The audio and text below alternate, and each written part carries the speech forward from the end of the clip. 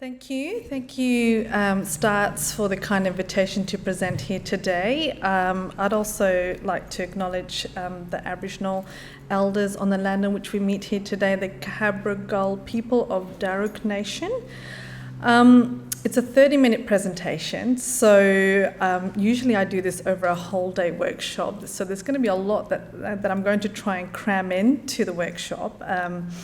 So I'm probably going to touch on some key concepts, and the slides will be available at the end to be able to download as a PDF. I'm assuming that most people will hopefully have read some of the earlier publications, but this framework here will be the foundational sort of knowledge that I will be drawing on today. So most of you are working with migrant and refugee communities, and most of you would be familiar with particularly the knowledge and understanding of the pre-migration journey to Australia. So this seminar, I'm going to specifically focus on refugee and refugee trauma. But I guess when we're working with clients who have come from refugee camps, transit country, or the asylum seekers, and potentially third world developing country, there's a whole heap of knowledge and understanding that comes with that around the pre-migration journey. Then we have what's called, when they come to a Western developed country like Australia, then you have the notion of resettlement in Australia. And what does that look like? So that might be access, eligibility to services. So most of you would be familiar that not all services are available to all of the client groups. Particularly if you've come through the detention network system, you're not eligible for a lot of the social welfare services. So who has access? That's a key point. Language barriers. I'm not going to go into that because I'm assuming that all of you know how to use interpreters and are, absolutely sufficient in that process. There's also, when we look at Maslow's need hierarchy, making sure that a lot of our clients, their basic needs are met: housing, security, food, accommodation. That's usually what the resettlement process is focused on. And then also, the one that probably doesn't get talked a lot about, or media likes to hype it about, is how is the host country treating newly arrived migrants or refugees or asylum seekers in the community. So the focus of this seminar, we're looking at the third circle, which is child maltreatment, child abuse and neglect. Now, we've got physical, emotional, sexual abuse and neglect, and I've differentiated domestic and family violence. Now, where we see the likelihood of child abuse and neglect occurring within ethnic minority groups is in the middle, when all of those three factors intersect, okay? Child abuse or neglect or domestic violence doesn't happen in isolation. It happens with a number of factors that build up or contribute or are causal factors which lead to families being notified to the child protection system. So whether that's in New South Wales or in Victoria and Queensland, we do have consistency on what will bring families to the attention of child protection. So this framework, you won't see that in a textbook. It's in a new chapter that I've written, and you'll have it in the references now, which is around understanding child maltreatment across ethnic minorities. So this is an emerging framework for clinicians, practitioners, in understanding that these are the different concepts that we're working with when we're working with diversity. Okay, so child maltreatment and the harm types. So what are we looking at? So there's an assumption here that most of you would be familiar that around understanding, what is the physical abuse, particularly when it hits the mandatory system. That would be like your bruising, broken bones, injuries, unexplained injuries to the body. Neglect, typically for those to hit the system, would be around children left unsupervised, malnutrition, particularly lack of food. Sometimes those factors are around poverty. So poverty plays a big factor in neglect because they don't have the food or the means to provide for the children. Child sexual abuse, so the acronym here we'll use is CSA. There's intrafamilial and extrafamilial. We'll go into a little bit of detail, but that's a whole nother sort of seminar in itself. Emotional abuse, usually those type of notifications will come in when there's been witnessing of domestic or family violence in the home. And so those children and young people are reported to the system because they've experienced trauma, been scapegoated, or verbal threats or physical threats as part of the DV that's happening in the home. So other factors that impact on migrant and refugee communities can be also a combination of other harm types, so including domestic and family violence, mental illness, which starts core business around mental health, alcohol and drug issues, and poverty. So if we're looking at clients who have refugee trauma, you add on another layer then when there's child abuse and neglect, because that's a whole nother layer of trauma that gets added on top of already their refugee trauma. I've been, trying to advocate for this sort of area for a number of years, and one of my key issues that I have with all jurisdictions is that there is no published data. So we don't know. So whether one would say that's intentional or not intentional or laziness, it does ask the question then, why do departments or statutory child protection authorities don't report on the number of children and young people who are from migrant or refugee backgrounds? So we know that there is an overrepresentation of Aboriginal and Torres Strait Islander children in the foster care system. So we know that it's up to more than 50%. But we don't know how many children get notified who are from migrant backgrounds or from refugee backgrounds to the system. So, if we were to just quickly look at New South Wales, I think you've got approximately about 18,000 children in care. I couldn't tell you how many of those 18,000 children that are in foster care in your state, what proportion, what percentage are from migrant and refugee backgrounds. So essentially we don't know how big the problem is. So that's why this is still unfinished business. It's up to, different organisations or advocates to sort of keep pushing or trying to raise this issue to the forefront. Because the brief for this seminar was to look at refugee clients, one of the earlier publications which the CEO alluded to was this publication that I put out in 2012, which is Cultural Diversity and Child Protection. It's available online, which reviewed all the Australian research back in 2012 that was available at that time, which looked at what were the factors, risk factors, issues bringing migrant and refugee families to child protection authorities in different jurisdictions. So I've used the word emerging because we don't have an extensive research evidence base in Australia. It's still very much emerging, probably predominantly since 2009, a lot of the research papers have been starting to get published. So only in the last 10 years have we started to get publications. So the emerging research has shown that particularly some of the key harm types that are bringing families to the attention of child protection is domestic and family violence.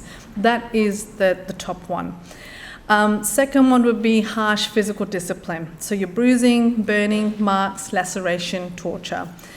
Third one would be your child sexual abuse. So whether it's female genital mutilation, child forced marriages, rape, sexual assault. And then your third one is around neglect, inadequate supervision, lack of food or basic necessities. In recent years, because of the significant work that is being done at, whether it's at the national level or the state level, there is an increasing awareness around the harms and the impact of domestic and family violence. What that has also meant is that many more of the victims are coming forward and seeking help. So we have what's called the system is actually struggling to respond to the current demand that is presenting at the moment. So, if you're newly arrived to Australia, what are the particular challenges that you might be faced? So, I use some of these terms interchangeably. So, if you are a migrant or a refugee woman or family who's newly arrived to Australia, you may not be familiar with what is domestic violence laws in Australia. Because if you've come under, for example, under a temporary spouse visa, your husband's not going to be telling you you have rights in Australia. They're not going to be telling you here's the number for 000, or if I want you to do what I say, it's not in their best interest to tell the wife. So we have a number of challenges in trying to inform newly arrived communities about what is the law. Similarly with child protection, particularly if you think about those potentially those refugee families who come from countries where there is no child protection system. For example, in the sub-Saharan African continent, there is no notion of the state government or a state authority intervening in a family private matter. So this is where we see a lot of the struggles from different ethnic groups or refugee groups or communities, because there's a clash in cultural value, and also trying to process, well, why is the government stepping into something that is very much the private family domain? Okay. Social welfare support is not consistent. So I can tell you that, I come from the Indian Sikh background, and for a lot of our Indian migrants who've come to Australia, whether it's come under the international student pathway or as temporary spouse visa holders, they're not given any settlement support. So hence why we are starting to see a lot of issues happening in practice, because they're not told that domestic violence is not allowed, or that you cannot hit your wife or you cannot hit your child, or laws around sexual assault. So social welfare support, a lot of them are not eligible for Centrelink. They're not eligible for family support programs. They're not eligible because of their visa status. The role of police, that's a real challenge too. As most of you may see, that particularly for refugees who've come from authoritarian countries, there's a fear of police. There's a fear of what police will do and say. And I've personally seen a lot of clients become triggered in any person that's in uniform. So that's something to be mindful of. Where to get a health assessment, how to access a GP, or whether they can go to the hospital or get an ambulance. I think in your state you have an ambulance levy, don't you? So you can't necessarily call 000 and get an ambulance and then you'll get a bill. That's a big issue. Legal, that's another barrier that we see. A lot of our clients don't know how to access their legal rights. So hypothetically, if child protection becomes involved and they want to remove, majority or quite a lot of the refugee or migrant families have no idea that they can go to court and contest that. They don't know, they don't have that knowledge or self-efficacy to be able to navigate the system. Immigration becomes a significant issue, particularly on those client groups who are vulnerable or don't have a permanent residency visa. So if they either are under an asylum seeker bridging visa, or even on a temporary spouse visa or a 457 working business class visa, if they experience issues, whether it's around DV or child protection, it becomes much more complex. The other key factor, I guess, is really to highlight that for some migrant and refugee women and children, it's important to understand what's happening in their country of origin. So I've already sort of skipped ahead a little bit, but if they come from countries where these laws and protections are not in place, particularly around women's rights and children's rights, then they may not think of domestic violence as an issue. So they may think and may have internalized that this is my fate in life, or this is my this is what to be expected in a marriage or in a relationship. And it's okay to hit your child. So these are some of these learnt cultural values, depending on which country they've come from. So some of the emerging research does tell us that there are particular risk factors for some refugee asylum seeker community groups, particularly if as part of their trauma, their migration journey or their asylum seeking journey, they became victims of sexual violence, rape, assault during the war or post-war in a transit country, that then becomes a vulnerable risk factor for them also, because then it impacts on their, potentially for mothers, their parenting capacity and their functioning, but also then how can they be a protective parent if they do have young girls. Refugee and complex trauma, that's your core business. Sorry, I've missed one of them. Female genital mutilation. So there is a lot of work that is done around educating and awareness raising, but I still think we haven't outlawed this practice in Australia. So it's still happening, and we're starting to get, media covering some of those cases that are now being prosecuted in the court system.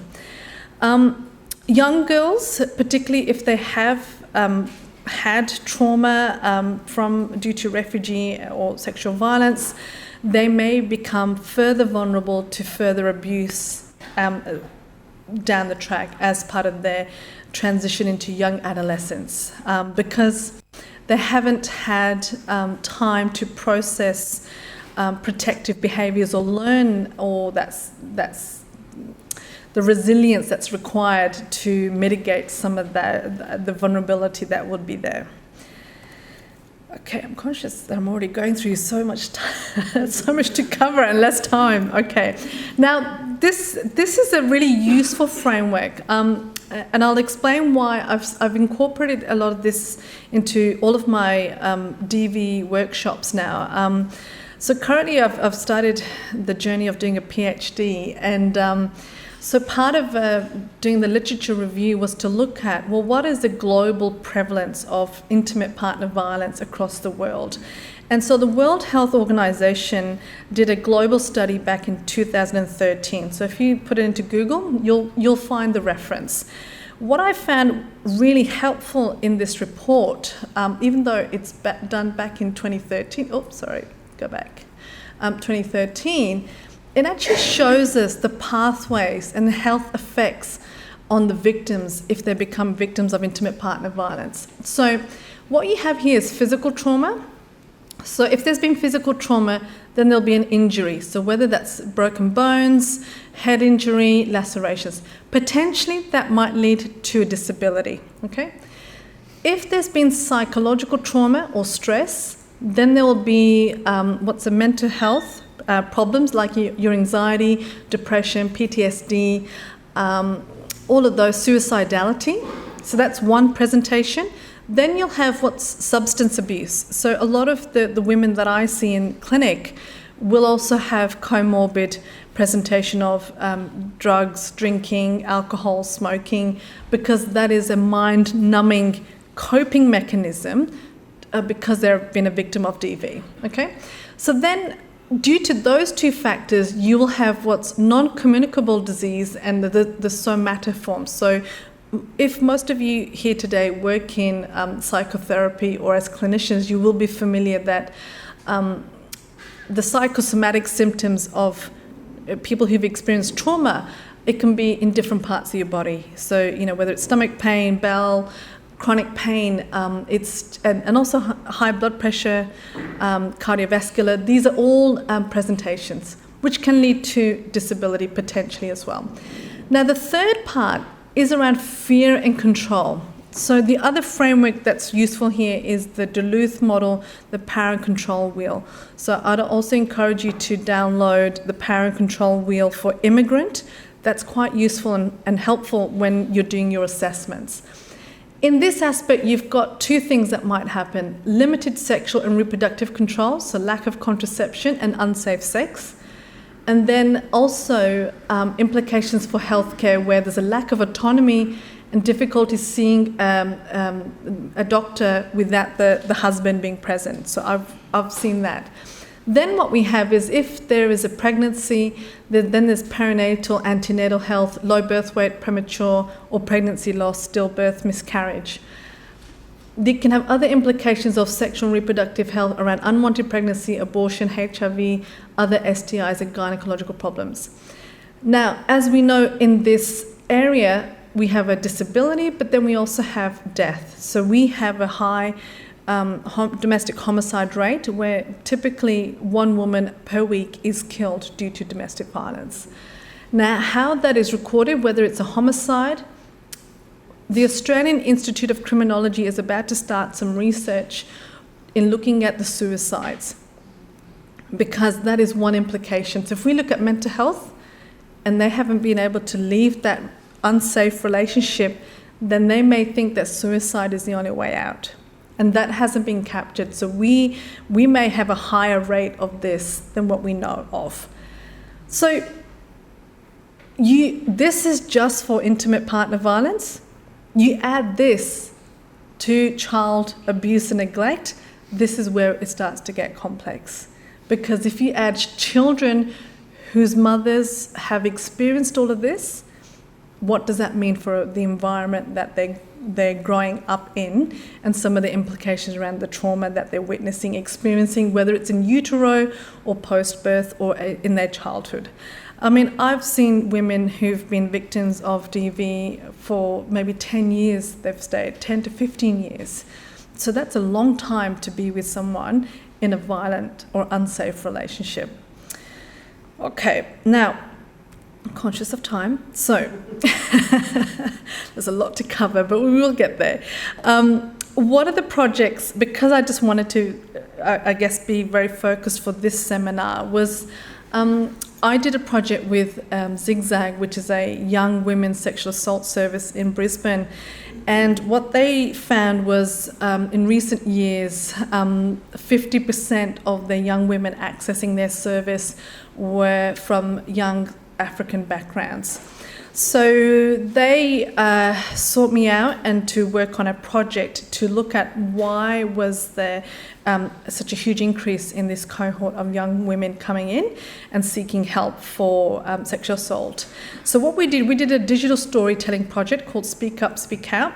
And just to break it up, I'm going to share a video, which is on YouTube, so you can Google it and access it, of the women. What you need to know before I put the video on is that it was right up until we had 4 focus group sessions, and it was only up to the 3rd focus group did they all agree to show their faces. Hi guys, I am Janet and I'm here to talk about young African women never talking about sexual assault or domestic violence. Hello, I'm Ella and I'm from South Sudan. Hi, my name is Deborah and I'm from Sierra Leone, West Africa. My name is Viola and I'm from South Sudan. Hi, I'm here to talk to you about rape and abuse. So many of our young African women believe that they cannot speak out, they cannot tell the police about being assaulted, being in a domestic violence with their husbands, with their friends, with strangers. African women are so guilty of bluffing off their pain, discomfort, as if this world will grant them a place on the Book of Guinness World Records. Like so many women who refuse to cry when they're hurt or complain about how they feel. And I say it's not okay, it's time to talk. I've also been through sexual assault and domestic violence. And trust me, I have spoken to someone and I know how it feels like to speak to someone to get help. I'm a victim and I don't want you to go through what I went through. There is help and I found it. I went for help, I asked people, I spoke to people, and speaking to someone, it gets rid of the hurts, the pains you have inside. It releases everything.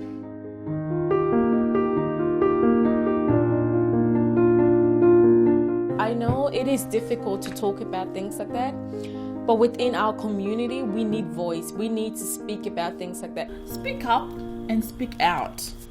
I'd rather talk to someone than suffer in silence. Wherever you come from, don't let the cultural or gender affect you speaking. Get the help you need now.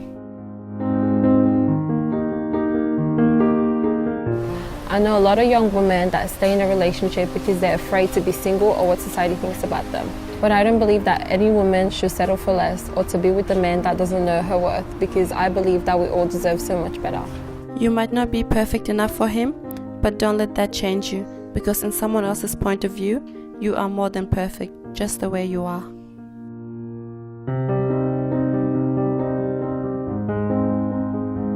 You do have a voice.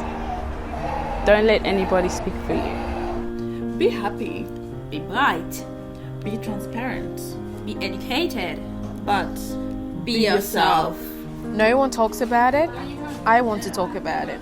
I want women to be safe. I want women to be happy. I want women to be transparent. Make the change. Speak up, speak out. You can speak to a friend. You can speak to a police. You can speak to a social worker. You can speak to anyone you trust. You're saying, yes, you know what? I take a stand today that sexual abuse against young African women is not acceptable. So please do me a favor. Do us a favor. Do the community a favor. Do yourself a favor and speak to someone today and get help. Thank you very much.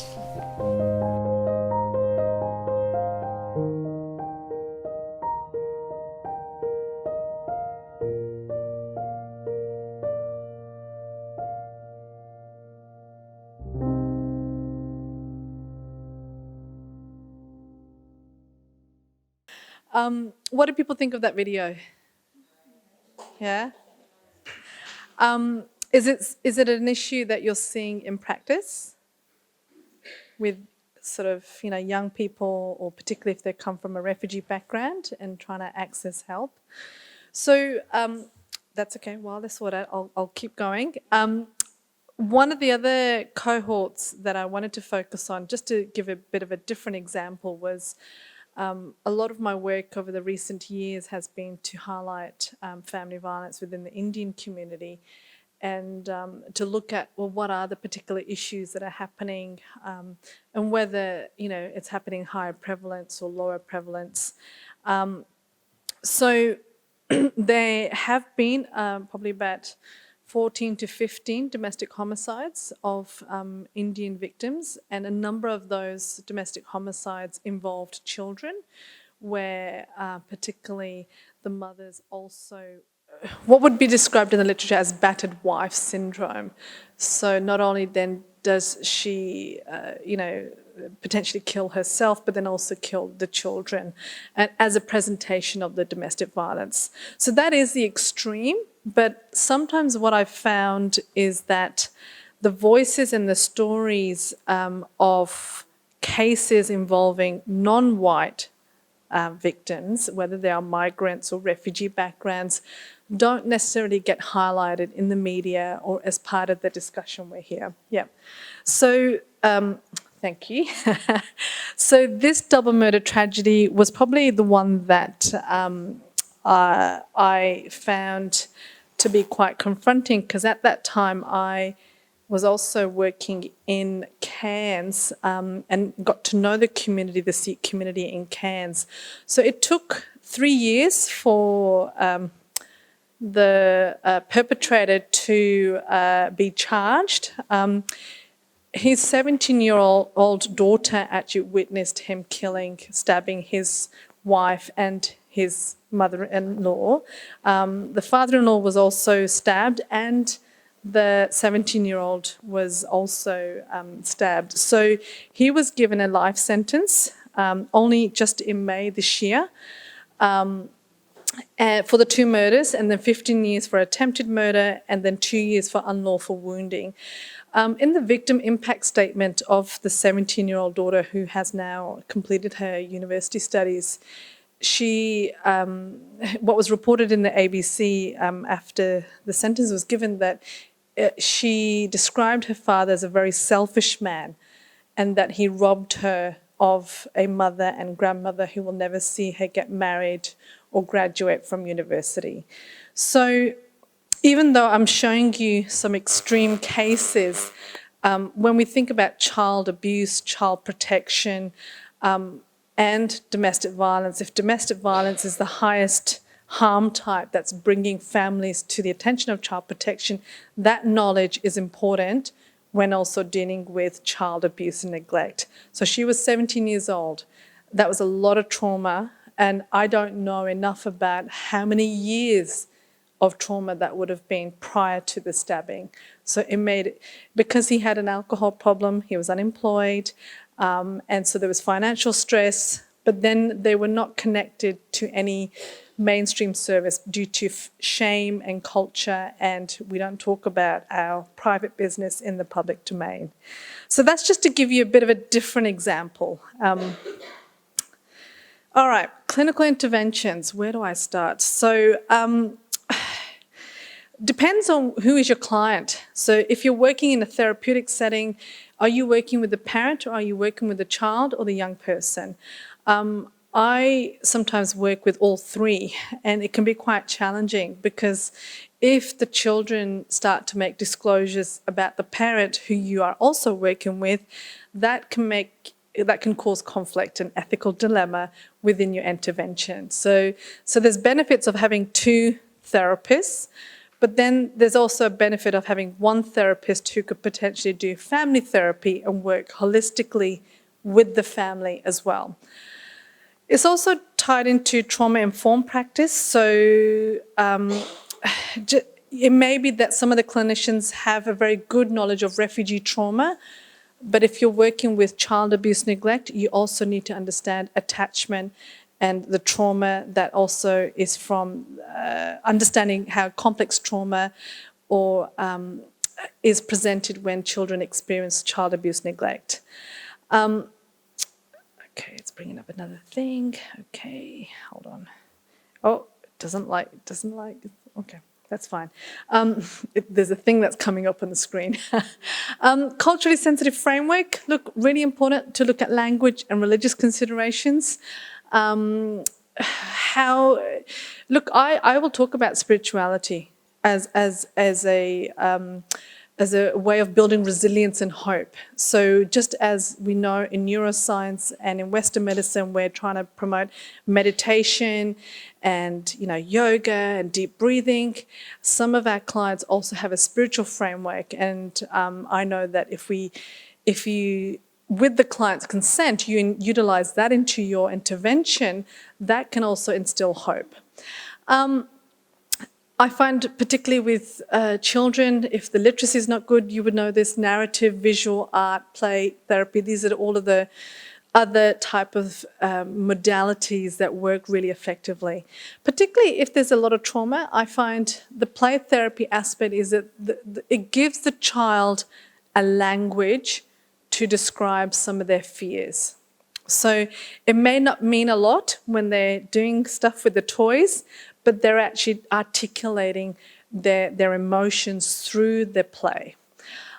Building resilience and protective behaviours. So if we think back to the Young African Women's Project, what Zigzag really focused on was trying to really fill in the gaps of some of for the young women who may have missed out on a whole heap of schooling.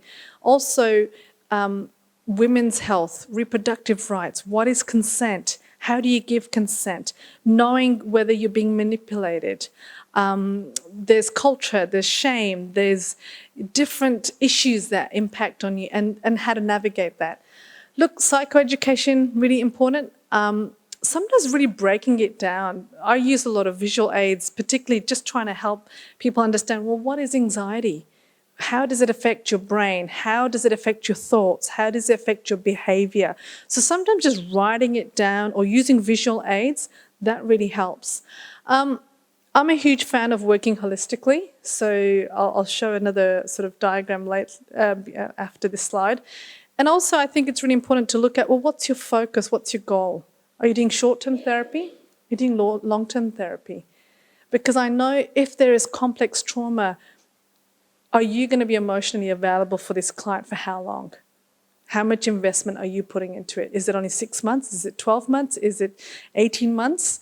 You have to be mindful of that, but particularly if they have built that trust and rapport with you. Comes from another resource which is available online, and I will send through the links to Nuria, which will be sent out, which is culturally sensitive practice in out-of-home care. So when we work holistically, particularly if they do come into the foster care system, really important to help map out who are the key people in that young person's life. You know, their biological family, their kinship or extended family, grandparents, who's their community, cultural connections, you know, whether it's the church, sport, language, who's the foster family or kinship placement, who's part of the professional care team, caseworker, counsellor, if they're in school or childcare, teachers, support staff, friends, peers, social groups. This is really helpful and useful when working holistically. I'm going to wrap up soon, okay? So I've given you a whole list of particularly just the publications that I have published around this space, and that's available for you guys, whether it's academic or online, and Nuria will send that out to you. And that's a wrap. Thank you.